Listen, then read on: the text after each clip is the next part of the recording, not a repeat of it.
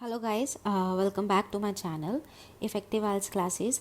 आज की वीडियो में I will tell you how to write an effective introduction of an IELTS essay of discuss both views and give your opinion. I recommend you to watch the video till end, as in this video I have described the ways how one single sentence can be used in different ways, and also I have discussed a wide range of vocabulary throughout the video. So watch the video till end, and without wasting any time, let's get started. आज का video guys हम एक example task की help से करेंगे. So our statement is computers are being used more and more in education. Some people say that this is a positive trend, while others argue that it is leading to negative consequences. Discuss both views and give your opinion. तो इसमें इन task में हमें statement दिया गया है कि जो computers हैं वो आजकल एजुकेशन में बहुत ज़्यादा यूज़ हो रहे हैं. कुछ लोग हैं वो कहते हैं कि ये एक पॉजिटिव ट्रेंड है, वाइल बाकी के जो लोग हैं वो अपोज करते हैं, कहते हैं कि इसके नेगेटिव रिजल्ट्स ज़्यादा हैं. ठीक है, तो हमें क्या करना है, डिस्कस बोथ ऑफ व्यूज़ करने, दोनों व्यूज़ को डिस्कस करना है एंड लास्ट में अपना ओपिनियन देना है. गाइस, एक चीज़ मैं आप लोग को बताना चाहूँगी, अगर आप इसके टास्क रिस्पॉन्स में बेटर स्कोर करना चाहते हैं तो always read the statement carefully. अगर लाइक इसमें उन्होंने क्लियर मांगा हुआ है discuss both views and give your opinion.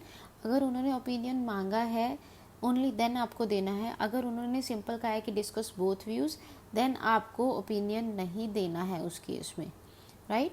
तो इसमें हमें उन लोगों ने डिस्कस बोथ व्यूज़ कहा है एंड अपना ओपिनियन भी बोला है. सो स्टेटमेंट हम लोगों ने देख ली है.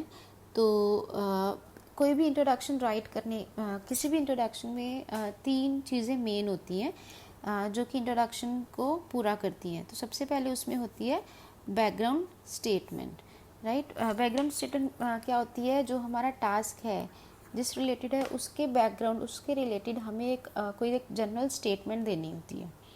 उसके बाद हम लोग क्या करते हैं, जो हमें क्वेश्चन होता है हम उसको पैराफ्रेज करते हैं. दैट मीन्स हम उसको अपने वर्ड्स में लिखते हैं. क्वेश्चन मतलब मीनिंग सेम रहता है एंड अपने वर्ड्स में हम उसको नए वर्ड्स में लिखते हैं. मतलब हम उसके सिनोनिम्स यूज़ करते हैं, उसका सेंटेंस स्ट्रक्चर चेंज करते हैं and many more. And after that we give its thesis statement. Thesis statement में क्या आ जाता है कि हम लोग अपने ऐसे में डिस्कस क्या करने जा रहे हैं, हमें वो चीज़ें मेंशन करनी होती हैं. तो इस ऐसे की सबसे पहले हम लोग बैकग्राउंड स्टेटमेंट देखेंगे. अगर हम बात करें तो इस ऐसे में किस चीज़ की बात हो रही है, कंप्यूटर्स की बात हो रही है एंड एजुकेशन की बात हो रही है, राइट. तो हमारा क्या बैकग्राउंड स्टेटमेंट किसके रिलेटेड रहेगी, टेक्नोलॉजी प्लस एजुकेशन के रिलेटेड रहेगी. तो देखते हैं हम अपनी background statement. Technological advancements such as computers and tablets have drastically changed the way children learn in this contemporary era. तो मैंने क्या किया इसमें, मैंने कंप्यूटर्स, इन लोगों ने कंप्यूटर्स यूज़ किया था कि आजकल कंप्यूटर्स बहुत ज़्यादा यूज़ हो रहे हैं. तो मैंने उसको कैसे चेंज किया, जनरल स्टेटमेंट देने के लिए ही कि जो टेक्नोलॉजिकल एडवांसमेंट्स हैं उन सच एज, मैंने एग्जाम्पल भी दी साथ के साथ, such as computers and tablets have drastically changed the way children learn in this contemporary era. मतलब कि जो ये टेक्निकल इनोवेशंस हैं इसने पूरा का पूरा एक तरह से जो लर्निंग मेथोडोलॉजीज़ हैं हमारी, जो चिल्ड्रन पढ़ते लिखते हैं, वो बिल्कुल चेंज कर दिया है इन दिस कंटेम्प्रेरी इरा. तो ये तो हो गई हमारी बैकग्राउंड स्टेटमेंट. अब हम लोगों ने एक सेंटेंस लिखा. अब एक सिंगल सेंटेंस को हम बहुत तरीक़ों से लिख सकते हैं. यहाँ पे अगर मैं बताऊँ, अगर सेम सेंटेंस सेम वर्ड्स रहेंगे, सिर्फ उसका क्या स्ट्रक्चर चेंज हो जाएगा. तो मैं आपको नेक्स्ट में दिखाती हूँ. इन दिस कंटेम्प्रेरी इरा, पिछले वाले सेंटेंस में हम लोगों ने in this contemporary era last में लिखा था. मैंने क्या किया, सिंपली उसको पहले ले आई. In this contemporary era comma technological advancements such as computer and tablets have drastically changed the way children learn. बाकी सारा हमारा क्या है, सेम है. So it is up to you. आप जो भी कोई एक तरीका फॉलो करना चाहते हैं आप वो कर सकते हैं. अगर इसको मैं क्या करूँ, अगर मैं इन द कंटेम्प्रेरी इरा को इन बिटवीन लेके आना है तो वो भी सही है. तो you can use these kind of things in the beginning, in the end of the sentence, और as well as in the middle, like this. Technological advancements in this contemporary era, such as computers and tablets, have drastically changed the way children learn. So it is up to you only कि आपको कौन सा method follow करना है. Gas एक चीज़ मैं आपको और बताना चाहूँगी, जैसे मैंने यहाँ पे सच एस किया, अगर मैं यहाँ पे लाइक यूज़ करती, क्या वो सही होता या गलत होता? ओके तो मैं बताती हूँ. राइटिंग के टास्क 2 में कभी भी एग्जाम्पल देने के लिए लाइक हमें नहीं यूज़ करना है. Like is an informal word. You can use it in speaking. It is completely okay if you use it in speaking, but never ever use it in your writing, IELTS writing. आपके उससे band score को affect कर सकता है अगर आप ऐसे words, informal words अगर आप यूज़ करते हैं तो. ओके अगर हम अपने सेंटेंस स्ट्रक्चर की तरफ देखें तो हम लोगों ने अभी तक 3 सेम सेंटेंस देखे और तीनों क्या थे? एक्टिव फॉर्म में थे. मतलब ठीक है हमने किया, लेकिन वो किस फॉर्म में थे? एक्टिव फॉर्म में थे. अब हम इन 3 सेंटेंसेस को सेम को पैसिव में भी कर सकते हैं. मैं दिखाती हूँ कैसे. In this contemporary era, learning methodologies have been drastically changed by technical innovations. वहाँ पे पहले एक्टिव में क्या कर रहे थे? हमारे ये सब्जेक्ट था, राइट. सब्जेक्ट पहले था, ऑब्जेक्ट बाद में था. इसमें मैंने क्या किया? लर्निंग मेथोडोलॉजीज मतलब जो लर्निंग वेज हैं, जो मेथड्स हैं वो मैं पहले ले आई, एंड टेक्निकल जो इनोवेशंस हैं वो मैं बाद में कर दिया. मतलब मैंने ऑब्जेक्ट पहले किया कि ये चीज़ें क्या चेंज हो गई हैं. किसके द्वारा चेंज हुई? टेक्निकल इनोवेशंस के द्वारा. तो this is a passive form. So you can use any of the ways. And if we talk about the vocabulary words that I have used so far is technological methodologies, technical innovations, technological advancements, contemporary, okay, computers and tablets. Here I have used like in the question we only had computers. I made it computers and tablets. I have made it a collocation. Collocations group of words जो कि हम इकट्ठे use कर सकते हैं. Like अगर हम इसकी बात करें टेक्नोलॉजिकल एडवांसमेंट्स, ये भी एक कोलोकेशन है, राइट. तो ऐसे में अगर हम वर्ड्स यूज़ करते हैं तो हमारा LR में स्कोर बूस्ट होता है. देखिए इस सेंटेंस में मैंने क्या किया था? Simple the way children learn, and next में मैंने क्या किया था? Children methodologies, right. So you can use any of the vocabulary. You can note down all the vocabulary words.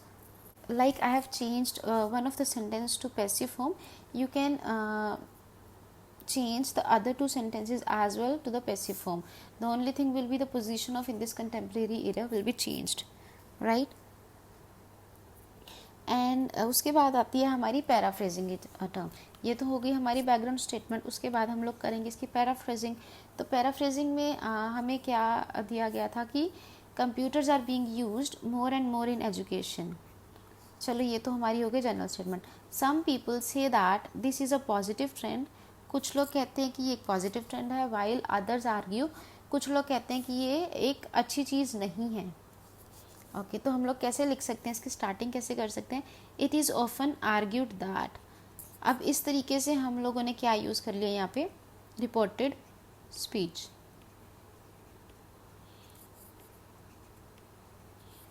हम लोगों ने पैसिव यूज़ किया, राइट. हम लोगों ने रिपोर्टेड स्पीच यूज़ करी. तो ये सब चीज़ें हमारी क्या बूस्ट करती हैं? ग्रामर रेंज को इंक्रीज़ करती हैं. And it is one of the parameter that examiners look for while checking your IELTS essay, right. And right, it is often argued that introduction of technological gadgets. अब मैंने technological advancements की जगह मैंने क्या किया? Technological gadgets कर दिया. आप यहाँ पर टेक्निकल भी यूज़ कर सकते हैं, हाई टेक गैजेट्स भी यूज़ कर सकते हैं. You can use anything. In the education system is a welcoming change. ये क्या है? एक बहुत ही अच्छा चेंज है. मतलब उन्होंने पॉजिटिव ट्रेंड कहा था, मैंने क्या कर दिया? Welcoming change. उन लोगों ने सम पीपल की तरह से यूज़ किया था, मैंने क्या किया? It is often argued that की जगह आप लोग क्लेम्ड भी लिख सकते हैं. बिलीव्ड भी लिख सकते हैं, right. While others think that it is a negative development, while ये होगी हमारी कोहेसिव डिवाइस, अदर्स बाकी के लोग क्या सोचते हैं कि ये एक नेगेटिव डेवलपमेंट है, कि ये एक अच्छी चीज़ नहीं है। उन्होंने नेगेटिव कॉन्सिक्वेंसेस कहा था कि it is leading to negative consequences, and what we have used is negative development. Or you can also like use this in another way. Let's look at the other way.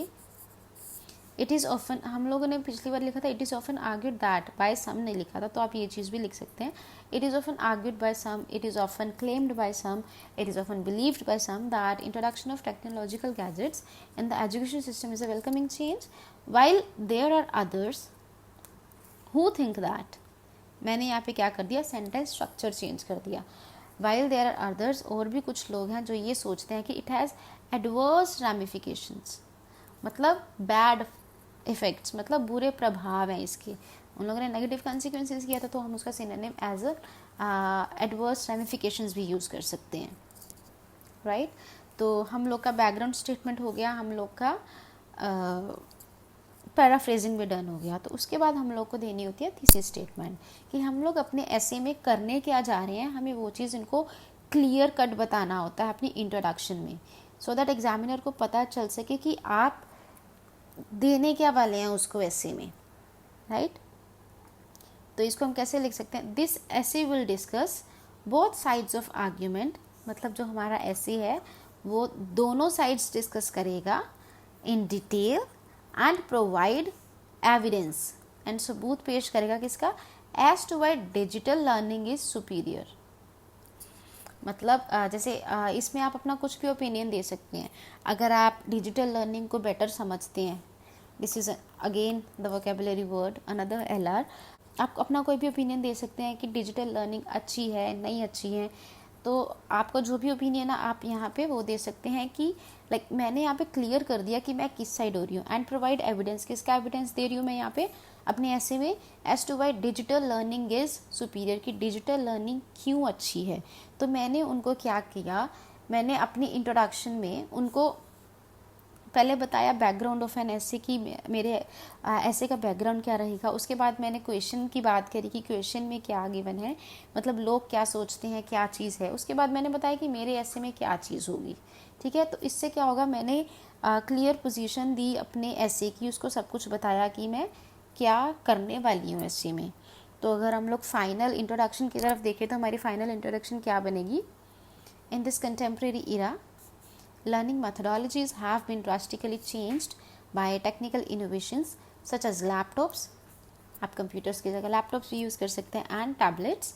It is often argued that introduction of technological gadgets in the education system is a welcoming change, while there are others who think that it has adverse ramifications. This essay will discuss both sides of argument in detail and provide evidence as to why digital learning is superior. Right तो अगर हम अपनी introduction की तरफ देखें तो हम लोगों ने वोकेबुलरी अच्छी यूज़ करी, हम लोगों ने wide range of vocabulary use करी, कंटेम्प्रेरी इरा, लर्निंग मेथोडोलॉजीज़, और जो पीछे भी यूज़ की हम लोगों ने technical innovations, technological advancements, laptops, tablets, introduction of technological gadgets, education system, welcoming change, positive trend की जगह हम लोगों ने वेलकमिंग चेंज यूज़ किया। Well there are others who think that adverse ramifications हम लोगों ने यूज़ किया। This essay will discuss both side of argument and provide evidence so as to why. उसके बाद अगर देखो हम लोगों ने LR हमारा हम लोगों ने वाइड रेंज में यूज़ किया, तो इंट्रोडक्शन में हम लोगों ने क्या दिया, एक अच्छा LR स्कोर हम ऑब्टेन कर रहे हैं इसमें। और जैसे भी कहा भी जाता है कि like first impression is a last impression, तो आपकी इंट्रोडक्शन अच्छी होनी चाहिए।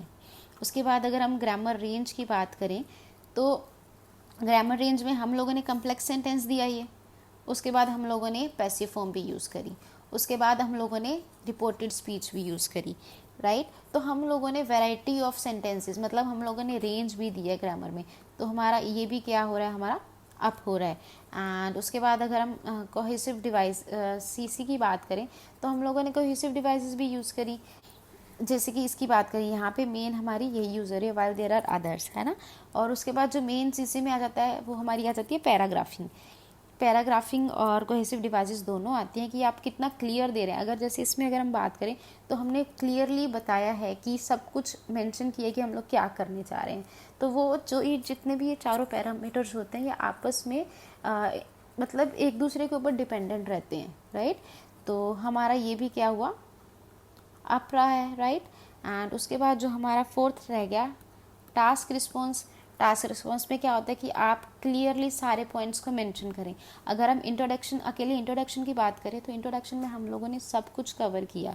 तो हम लोगों ने उसको ऐसे के बैकग्राउंड के बारे में बताया, हम लोगों ने उसको क्वेश्चन के बारे में बताया, और हम लोगों ने ये भी बताया कि हम लोग डिस्कस क्या करने जा रहे हैं आगे के ऐसे में। तो हम लोगों ने सब कुछ बताया उसको इंट्रोडक्शन में। तो एग्जामिनर को और चाहिए भी क्या, सिर्फ इस इंट्रोडक्शन में, ऐसे इंट्रोडक्शन में आप 8+ इजीली ले सकते हैं। Even you can score 9 as well अगर आप कुछ मिस्टेक नहीं करके आते हैं तो। So this was the introduction. I hope you liked it, and I have a task for you as well. There is an example, like there is a task, discuss both views and give your opinion वाला task ही है। आपको इस statement को समझना है and इसकी introduction लिख के आपको कमेंट बॉक्स में पोस्ट करनी है, एंड उससे आपकी भी प्रैक्टिस होगी और मुझे भी पता चलेगा कि आपको कितना समझ में आया है। तो हमारी स्टेटमेंट है, some people think that children should not be given homework every day, while others believe that they must get homework every day in order to be successful at school. मतलब कुछ लोग कहते हैं कि बच्चों को घर पे ज़्यादा होमवर्क नहीं मिलना चाहिए, दूसरे लोग क्या कहते हैं कि मिलना चाहिए। डिस्कस बोथ व्यूज़ करनी है एंड गिव योर ओपिनियन। तो आपको इसकी इंट्रोडक्शन लिख के कमेंट बॉक्स में पोस्ट करनी है, and tomorrow I'll come with another introduction video, so stay tuned. If you haven't subscribed my channel yet, press the subscribe button, and also if you like the video, don't forget to like the video and also share it with your friends and relatives.